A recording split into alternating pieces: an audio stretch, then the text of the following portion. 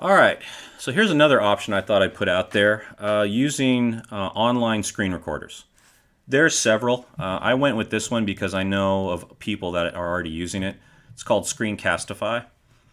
Now, I've gone through all the initial stuff, so I had to go to the Screencastify website and download it. And by the way, I've put links to the different possibilities in the tutorial. So there's Screencastify. I've also used one called Screencast-O-Matic. I'm currently using one called Loom, but they all essentially work the same.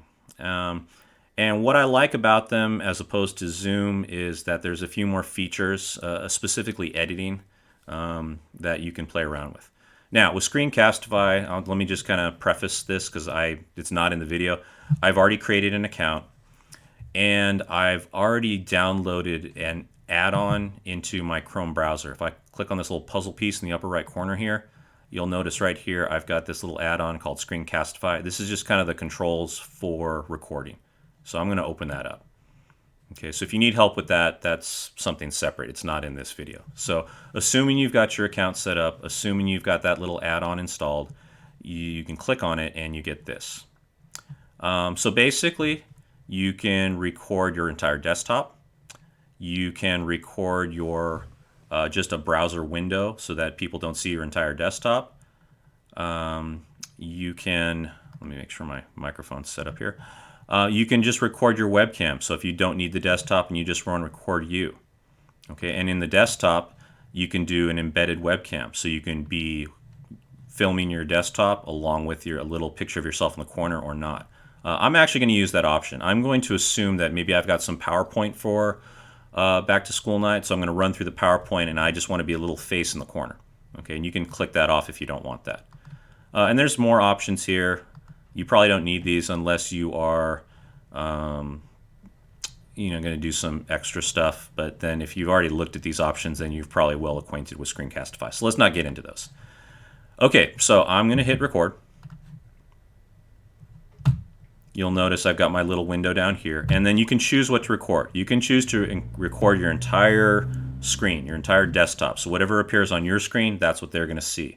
So be careful. If you've got like a bunch of messy files or things that you don't want other people to see, then don't have that open. Don't have your email open or any of that kind of stuff. But if you want to see just maybe a specific application, maybe you had, let's say instead of Screencastify, this was PowerPoint. Well, maybe I just click on that so that the only thing they're going to see is that PowerPoint window open. All right, now the moment I chose, that's a little bit nicer than Zoom. I got to count down first before it started recording. Okay, now I'm recording. It's saying everything I'm saying. Oh, whoops, I got rid of my picture-in-picture. That shouldn't have happened. Now, actually, now I remember, because Loom, it doesn't do this. Loom, it keeps it on the screen. On this one, it sometimes blanks this out, but that picture-in-picture will still be in the recording. I remember that now. On Loom, I always see it. On Screencastify, it disappears, but it's going to be there. All right, so you go through your presentation, you roll through your PowerPoint or whatever you have on the screen, and then to finish up, there's controls down here that you can just either hit pause or you can X out. Oh, actually, no, that hides the tools. I'm sorry. It's let's just hit the pause. There we go. Pause. Oh, yeah, and then stop. I'm sorry, I'm a little mixed up because, like I said, I've been using Loom. The controls are a little different. So I pause the recording, and now I can end the recording. And so now it's going to take me to my recording. Okay, and right now it automatically starts playing it because what it's doing is it's processing it. All right, so now you can see here, just like I said, even though I couldn't see it, it recorded me down in the corner here. And everything I did, it's recording. I've got the sound turned off right now, but if I pop this back on Loom, I always see it on screen. Okay. Now, why some people might want to use this instead of Zoom is because of the editing features.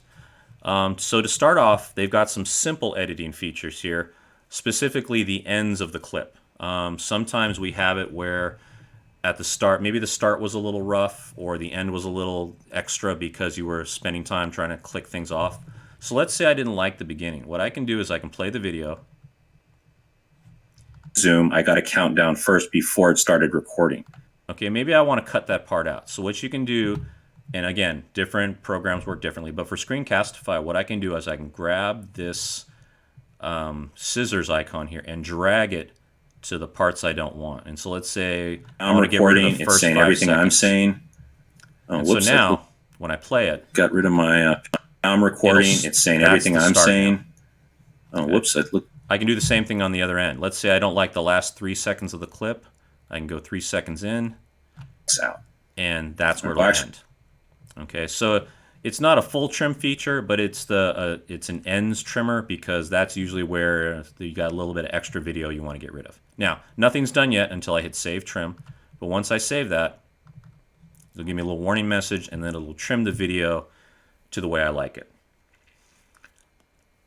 All right, now, I think these problems have been worked out, but some people had some issues with sharing it. Some options are you can download it to your drive and just make sure you like it and then upload it to YouTube or Google Drive. I'm recording. It's saying everything I'm saying. But then also, you should have an option that says publish to YouTube. This option's been missing for a couple people, but it's been worked out. But if you hit this and you're logged into your YouTube account, you can publish it straight to YouTube and boom, your clip is there. Okay, or there's some download options. You can download it or export it or whatever. All right, so that's Screencastify, but again, the other ones, Screencast-O-Matic and Loom, they work very similar. It's just a matter of where the controls are and how they operate, but they have these editing features. Now, one last thing. Let's say you just kind of want to get a little tricky with it, or maybe you just want to push yourself a little bit. One other thing I like is that there are other editing tools. This is the first editing tool that comes up because it's the most commonly used one, but if you want to get more sophisticated, I can now take this clip and open it in the editor. And again, some of those other sites have editing features like this.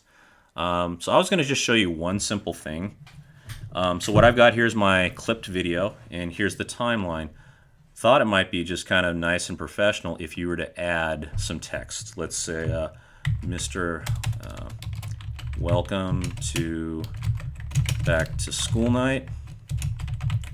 Mr. Honda, Math 8.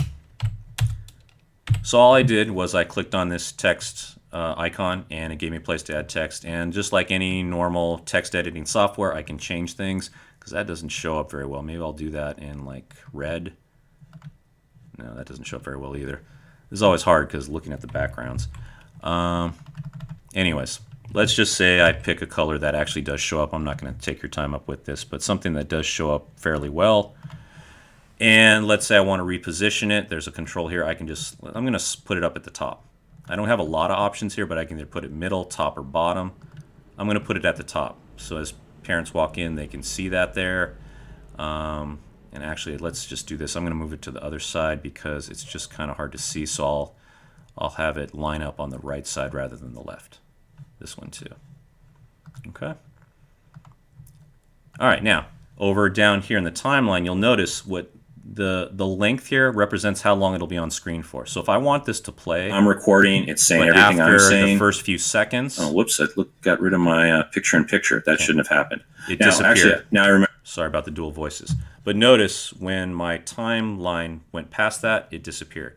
If you want this to be there the entire time, you can just drag it to cover the entire clip. So that message at the top will be there for the entire clip. All right, and then I export it, and it'll add in those features, and now I've got my new polished clip, and I can use that for Back to School Night.